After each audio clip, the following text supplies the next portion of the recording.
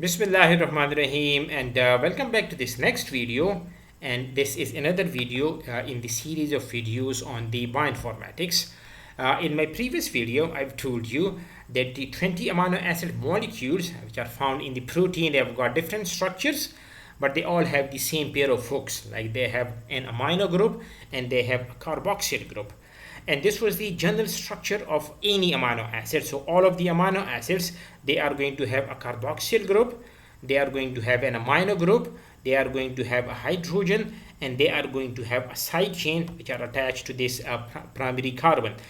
Now what happens is that all of the amino acids, they've got the same hooks like the amino group and the carboxyl group, but they are different from each other in the side chain that these amino acids carry. So different amino acids are going to have different side chains, and that is going to differentiate one amino acid from the other amino acids. Now these amino acids, they are attached to each other by a peptide bond using the carboxyl group of one amino acid and the amino group of the other amino acid. So when this chaining process it ends, there is going to be an unused amino group at one end and an unused carboxyl group at the other end. So the unused amino group is known as the N terminus, and the unused carboxyl end, that is known as the carboxy terminus of that particular protein chain or protein fragment. Now why this is important? The N to C terminus reading is important because in all of the scientific conventions like the books and in the databases, you will find that they all list the structure of the primary structure of the protein from the N to the C terminus of that particular protein. Now the primary structure of the protein, as I've told you, that if there are, say for example, 4 amino acid in a particular protein, so all of these 4 amino acids, they are going to be attached to each other by the peptide bond, and that is going to make the primary structure of that particular protein. So the primary structure of the protein that defines a given protein molecule, however, it is not what gives the protein its biological properties.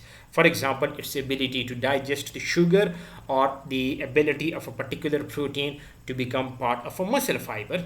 Now what gives the function to this protein is the 3D shape of the protein, and this 3D shape that comes from the amino acids that adopts in its environment. So the primary structure of the protein is going to give the protein a particular 3D shape, and the 3D shape is given by these amino acids when they adopt in its particular environment. For example, the final 3D shape of protein molecule, that will be dictated by its sequence of the amino acids, because the different amino acids have got different properties.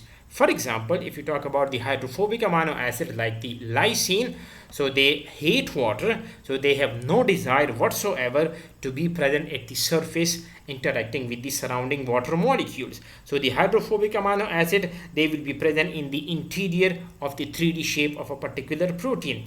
On the other hand, if you talk about the hydrophilic amino acids like the aspartic acid, so as they love water, so they are going to be present on the surface of the protein because they love to interact with the water.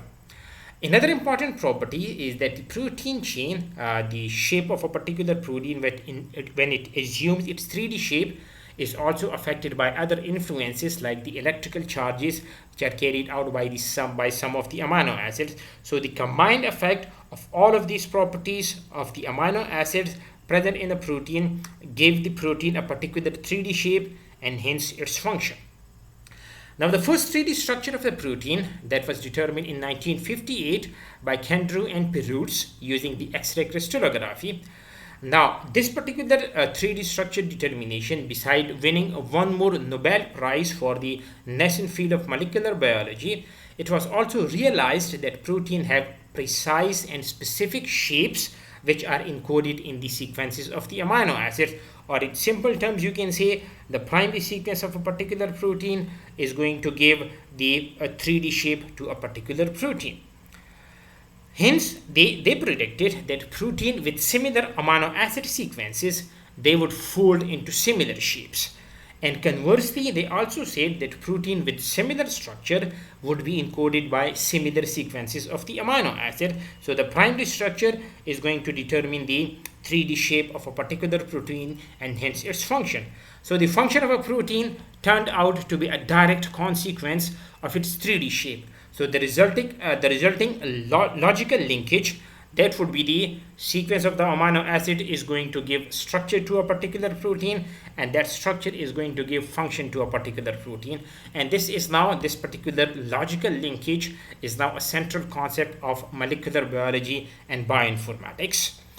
Now, as a consequence, an increasing proportion of the bioinformatics is now devoted to the development of cyber or computed tools to navigate between the sequences and the 3D structure, that means the primary sequences and hence the resulting 3D structure. And this specialized area of the bioinformatics is known as the structural bioinformatics. We will continue the discussion in the next video. So if you like the video, please subscribe to my channel, hit the like button and share it with your friends.